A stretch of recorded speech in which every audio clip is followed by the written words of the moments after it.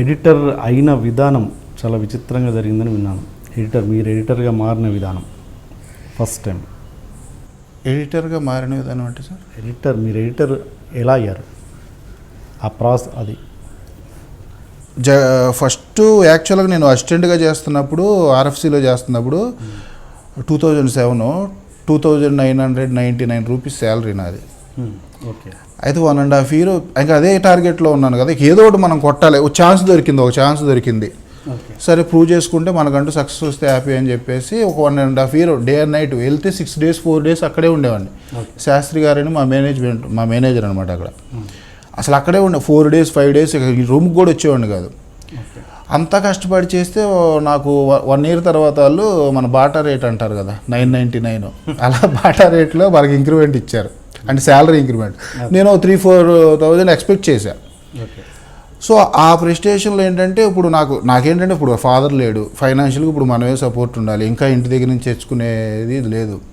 So అందుకని salary వైజ్గా కూడా నేను ఇంకా ఏంటి ఆలోచించినప్పుడు ఎడిటింగ్ కంప్లీట్గా ఆపేశాను. అంటే ఎడిటింగ్ అనేది వదిలేద్దామని ఫిక్స్ అయ్యా.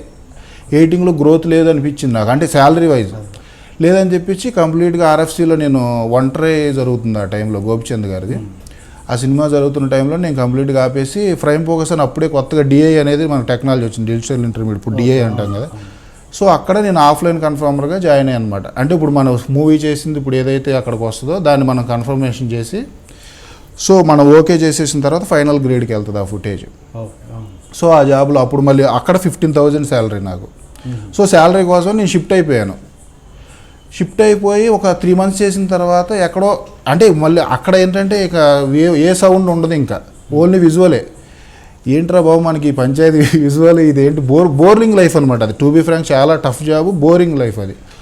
సరే అనుకుంటున్న టైంలో జగన్ గారి దగ్గర ఖాళీ ఉందని తెలిసింది, అంటే జగన్ గారి దగ్గర ఎడిటింగ్ షూట్ ఉండేది, అక్కడ ఫ్రీ అవుతుందని తెలిసి సరేనని చెప్పేసి సరే ఎందుకు వచ్చింది అంటే జగన్ గారు అంటే ఇష్టం, ఎందుకంటే పోకిరి పెద్ద హిట్ ఇచ్చారు. నాకు మహేష్ బాబు అంటే ఇష్టం కాదు, మా ఊరు వాళ్ళ ఊరు పక్కనే, ఇప్పుడు మన జూబ్లీ హిల్స్ బంజారా హిల్స్ ఉన్నట్టు పక్క ఊర్లే.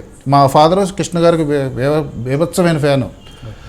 మా ఫాదర్కి కూడా ఇక్కడ పులిపురు ఉంటుంది. సో నేను పిలుచుకుంటా ఉండేవాళ్ళం జూనియర్ కృష్ణ అనేవాడు నేను ఎప్పుడన్నా సరదాగా. సో అప్పుడు ఆ పోకిరి ఇచ్చినప్పుడు ఈ జగన్ గారిని ఎప్పుడన్నా కలవాలరా అనుకునేవాడిని. మన హీరో పెద్ద హిట్ ఇచ్చాడు, వాళ్ళకి ఎప్పుడన్నా కలవాలని. సరే ఆయన దగ్గరే ఉంది అని చెప్పేసి ఆయన దగ్గర జాయిన్ అయ్యాను. ఆయన దగ్గర జాయిన్ అయినాక అప్పుడు నేనింతే జరుగుతుందండి, నేనింతే ఫినిషింగ్లో జాయిన్ అయ్యాను. ఆ జాయిన్ అయినాక ఒక నేనింతే ఏక్ నిరంజన్ ఇంకోటి ఏదో సమ్ మూవీ జరిగిందండి. అది జరిగిన తర్వాత అక్కడ ఉన్న ప్రజెంట్ చేస్తున్నప్పుడు ఎంఆర్ వర్మ గారు చేసేవాళ్ళు ఎడిటింగ్ ఆ సినిమాలకి. తర్వాత ఆయన కాదని చెప్పేసి అదే సంథింగ్ చేంజ్ చేసి మార్తండ గారికి ఇచ్చారు. తర్వాత గోలీమార్ సినిమా, ఆ గోలీమార్ జరుగుతున్న టైంలో కొంచెం ఆయన ఎక్కడ కనెక్ట్ అయ్యారేమో, అది కూడా ఫినిషింగ్కి వచ్చింది గోలీమార్ మూవీ. మళ్ళీ నా మైండ్ సెట్ అలాగుండేది, ఎంతసేపటికి ఏంటంటే ఒక పక్క సక్సెస్ అవ్వాలి, ఫైనాన్షియల్గా లేదు, ఇదే గోల్ ఉండేది. మళ్ళీ జగన్ గారి దగ్గర 15,000 శాలరీ. సరే అని చెప్పి అక్కడ ఆఫీస్ బాయ్ ఉంటాడు రాజు అని జగన్ గారి ఆఫీసులో. ఒక రోజు నైట్ ఇట్లాగే జగన్ గారు ఫస్ట్ హాఫ్ చూసి ఫైనల్ చేసి పైకి వెళ్ళారు. సరే ఆ గ్యాప్లో నేను క్యాజువల్ కాఫీ తాగుదామని వెళ్ళి తనతో డిస్కషన్ పెట్టా, ఇక మన జీవితం ఎన్నాళ్ళున్నా ఇలాగ ఉండేవాళ్ళగా ఉంది రాజు, శాలరీ కూడా మనం అడగలేము, ఆయన్ని పెంచమని మనం అడగటం కూడా కరెక్ట్ కాదు, అడగలేము. నేను ఈ సినిమా తర్వాత చెప్పేసి ఏ టీవీ ఛానల్కి వెళ్ళిపోతాను, 30-40 వేలు వస్తాయి, ఇప్పుడు నాకు శాలరీ ఇంపార్టెంటు అని చెప్పేసి అన్నాను. అనేసిన తర్వాత జగన్ గారు వచ్చి ఒకసారి సెకండ్ హాఫ్ చూద్దాం అని మళ్ళీ ఎడిటింగ్ రూమ్కి పిలిచారు. సెకండ్ హాఫ్ చూస్తున్నాం, సెకండ్ హాఫ్ రన్నింగ్లో ఉన్నప్పుడు సడన్గా వెనక నుంచి వాయిస్, శివ నెక్స్ట్ సినిమా అంటే అప్పుడు శివ అంటా నన్ను, నేను స్క్రీన్ నేమ్ ఎస్ఆర్ శేఖర్ పెట్టుకున్నా, శివరాజ్ శేఖర్ పూర్తి పేరు. చేస్తామంటే నేను షాకు, అంటే ఇప్పుడే మానేద్దాం అనుకున్న టైంలో ఎక్కడి నుంచి వెళ్ళిపోదాం అంటే ఈ నెక్స్ట్ సినిమా ఎడిటర్గా చేయనేసి సౌండ్. నేను షాకు, ఇది ఏంటి అన్నారా లేకపోతే ఏంటి మనం రాంగ్ విన్నామని చెప్పేసి నేను బ్యాక్ తిరిగి చూసా, ఏంటన్నారో ఏం లేదు సార్ అన్న. మళ్ళీ జస్ట్ అయిపోయి సెకండ్ హాఫ్ చూసి ఫైనల్ చేసి పైకి వెళ్ళారు. క్లారిటీ కోసం క్లారిఫికేషన్ తీసుకోవడం పైకి వెళ్ళి అడిగాను, సార్ ఏంటి సార్ ఇది అంటే ఎయిట్ రావాలంటే కార్డు ఏదో ఇష్యూ ఉంటుంది కదా సార్, కార్డు తీసుకోవాలి కదా సార్, మీరు ఎయిటర్ అనే కదా సార్ అన్నారని నా డౌట్ అనమాట. ఆయన అన్నారా లేదా నేను ఏదో నిన్న అంటే ఆ డిప్రెషన్లో ఉన్నా కదా, అదేమో నిన్నానా అనేది నా డౌట్. చేయవా ఏంటి నెక్స్ట్ సినిమా నువ్వే ఎడిటర్వి, ఆ కార్డు ఏదో ఉంటుంది యూనియన్ కార్డు, సరే దాని గురించి చూసుకో, నెక్స్ట్ సినిమా నువ్వు చేస్తున్నావు అని అన్నారు. అంటే ఎడిటింగ్ అనేది నేను ఎప్పుడు వదిలేసినా కానీ నన్ను వెంటాడుతూనే వచ్చింది. అంటే మేబీ నేను నేను ఏదైతే ఆ డే అనుకున్నానో దాని గురించి సక్సెస్ అవ్వడానికి మరి ఇది ఒకటే ఛానల్ అనిపించిందేమో మరి మేబీ. అది వదిలేసినప్పుడల్లా అది ఆఫర్ ఇస్తూనే ఉంది.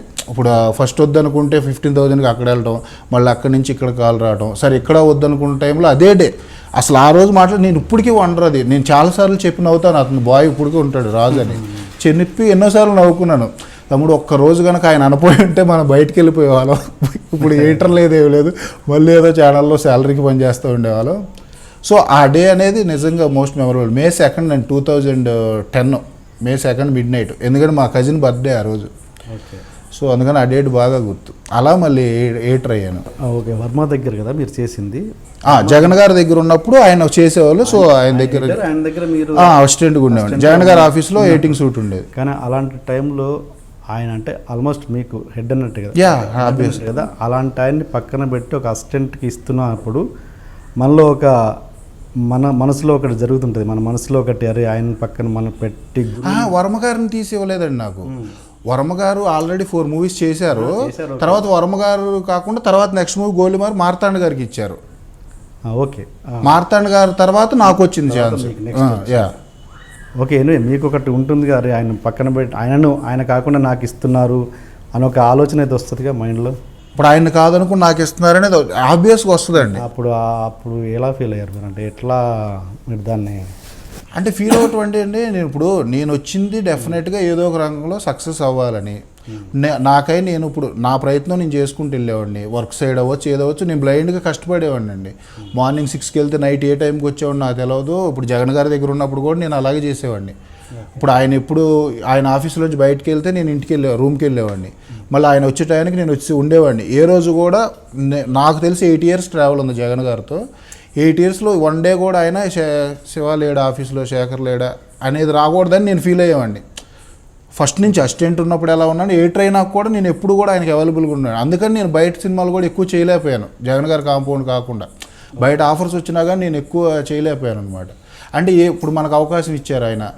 అవకాశం ఇచ్చగానే మనం ఇప్పుడు కమర్షియల్గా మళ్ళీ బయటికి వెళ్ళి సినిమాలు చేసుకుంటే ఆయన ఏమన్నా అనుకుంటే అంటే చిన్న ఫీల్ ఉంటుంది కదా. సో దాంతో నేను ఉండేది కదా. ప్లస్ జగన్ గారు కూడా నేను ఎడిటర్ అవ్వగానే ఒక 1 year 4 సినిమాలు చేశారండి. ఒకే ఇయర్. ఓకే, నేను నా రాక్షసి, బుడ్డా ఒక తెరబాబు, బిజినెస్ మ్యాన్, దేవుడు చేసిన మనుషులు. ఇంకా అసలు నాకు సెకండ్ థాట్ కూడా లేదు. నేను బయటికి వెళ్ళాలి, వేరే సినిమా చేయాలన్న ఆలోచన కూడా వచ్చేది కాదు. ఇంట్రొడక్షన్ కొంచెం హెవీగా ప్లాన్ చేశాం. అసలు ఏంటి అన్యాయం, ఏంటి దౌర్జన్యం? 3 రోజుల నుంచి మోసం ఉన్నట్టున్నాయి మొఖాలు. ఎవర్రా మీరు? జూనియర్ ఆర్టిస్ట్ ఉన్నది కూడా లేదు కదా, ఎక్కడ పట్టాడు రా బాబు వీడిని? I love you. పోతారా రే, నాశనం అయిపోతారు. జిమ్మి అన్నారేమి? ఇదే సార్ జిమ్మి. అవులే ఆన్లైన్ అవుతున్నా నీకు. Hey where are the couple, I want to shoot. ముందు కలర్ తెలెట్టుకుని మా కండిషన్ చూడరా కానీ. So please do subscribe to Loloke, please. iDream 1 million subscribers ki reach ayindandi. Congrats to iDream Media on reaching 1 million subscribers. iDream Media on 1 million subscribers reach chesinanduku all the best and congratulations to you. Congrats, iDream. Keep up the good work and continue to entertain.